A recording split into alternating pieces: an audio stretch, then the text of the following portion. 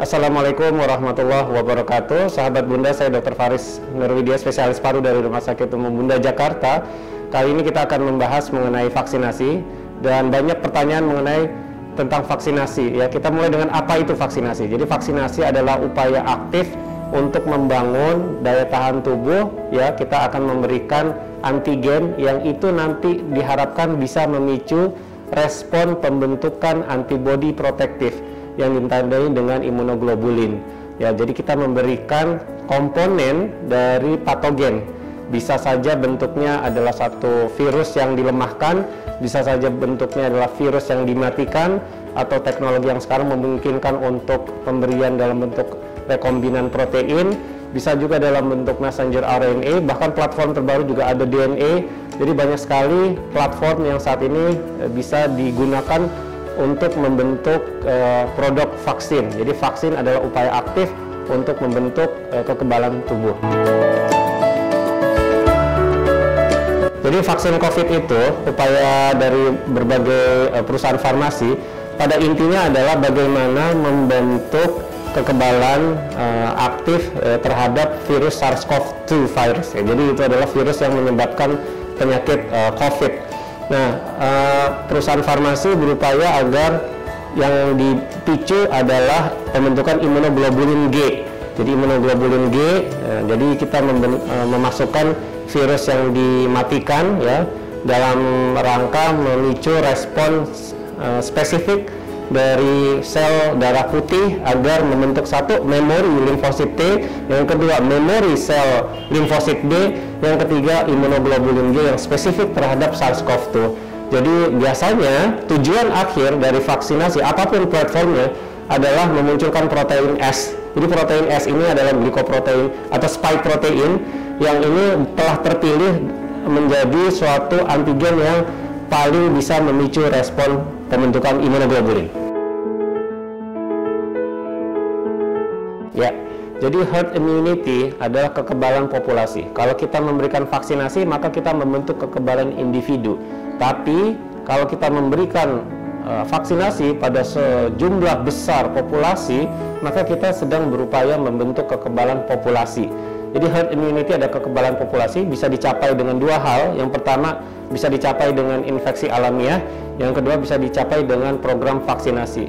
Nah, untuk mencapai herd immunity melalui infeksi alamiah itu tidak memungkinkan. Kenapa? Karena akan selalu ada sekelompok pasien terinfeksi yang meninggal, dan ini tidak boleh ditempuh kalau kita tahu bahwa sekitar 2-5% orang-orang yang terinfeksi secara alamiah akan meninggal. Jadi tidak boleh kita mengorbankan nyawa manusia untuk bisa mencapai kekebalan populasi ya, yang disebut dengan herd immunity. Maka solusi paling manusiawi untuk membentuk kekebalan populasi adalah dengan memberikan vaksinasi pada sekurang-kurangnya ya, kalau perhitungan berdasarkan tingkat infectious dari virus SARS-CoV-2 itu dengan mempertimbangkan rho ya, tingkat berapa jumlah partikel jumlah subjek yang bisa diinfeksi oleh satu orang aktif, itu biasanya 70%. Jadi kita membutuhkan 70% orang Indonesia yang harus divaksin untuk mencapai herd immunity.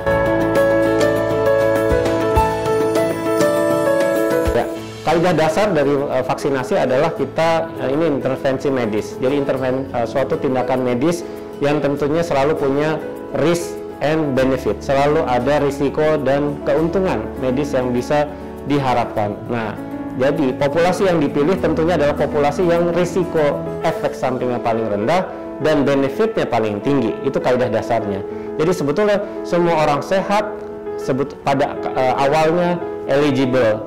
Tapi kita lihat bahwa ada pembatasan. Ini karena satu, jumlah subjek yang diteliti pada uji klinis fase 3 tidak memungkinkan untuk mencakup seluruh umur. Maka umumnya yang akan terpilih di gelombang pertama ini adalah yang 18 sampai 59 tahun, yaitu orang-orang juga yang tidak memiliki penyakit penyerta yang tidak terkontrol. Karena ada beberapa penyakit penyerta yang terkontrol itu boleh diberikan, misalnya contohnya asma bronkial. Kalau penderita asma itu boleh diberikan saat yang penting dia terkontrol. Tapi kalau dia sedang tidak terkontrol, maka dia tidak boleh diberikan. Ada juga penyakit autoimun, mau dia terkontrol atau tidak terkontrol, tidak eligible untuk diberikan vaksinasi. Jadi prinsip awalnya ada orang-orang yang memiliki gangguan imunitas atau penyakit penyerta yang tidak terkontrol, atau dia hamil, atau dia misalnya penyintas, maka saat ini dia belum layak untuk divaksin.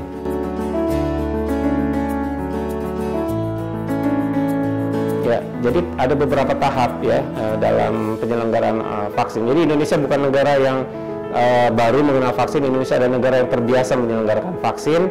Jadi ada tahapannya. Untuk gelombang pertama ini adalah tentunya dipilih populasi yang risikonya paling rendah. Jadi contohnya adalah misalnya subjek sehat ya 18 sampai 59 tahun, tidak sedang sakit aktif, itu adalah gelombang pertama yang akan diberikan. Juga yang menjadi prioritas tentunya pada gelombang pertama ini adalah misalnya aparatur negara atau tenaga kesehatan yang menjadi tulang punggung bagi Indonesia untuk menyelesaikan COVID. Nah, lalu kemudian akan masuk pada tahap untuk evaluasi. Jadi ada injeksi pertama, kemudian di hari ke-14 ada booster ya, ada vaksinasi kedua. Ya, tujuannya adalah untuk lebih mempertahankan imunoglobulin yang bisa terbentuk dalam tubuh ya Pak. Jadi itu adalah tahapan pertama. Nanti kalau kemudian kita dalam skala besar kita bisa mengobservasi efek samping yang jarang dan itu ternyata misalnya bersih semua, tidak ada masalah, mungkin tahapan berikutnya adalah masuk kepada populasi yang lebih luas lagi, yaitu golongan misalnya di atas 60 tahun ya, kemudian anak-anak. Jadi golongan yang saat ini mungkin belum prioritas, di tahap berikutnya bisa masuk.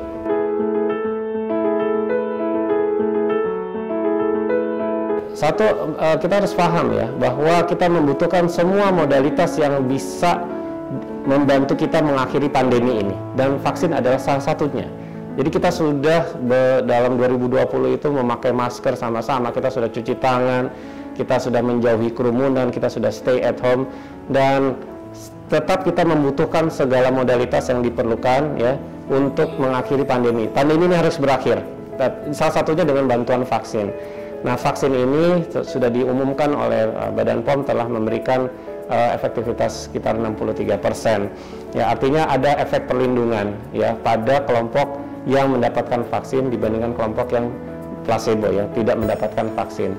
Jadi vaksin ini juga telah mendapatkan persetujuan ya secara resmi untuk penggunaan darurat dari Badan POM, sudah dinyatakan halal oleh Majelis Ulama Indonesia.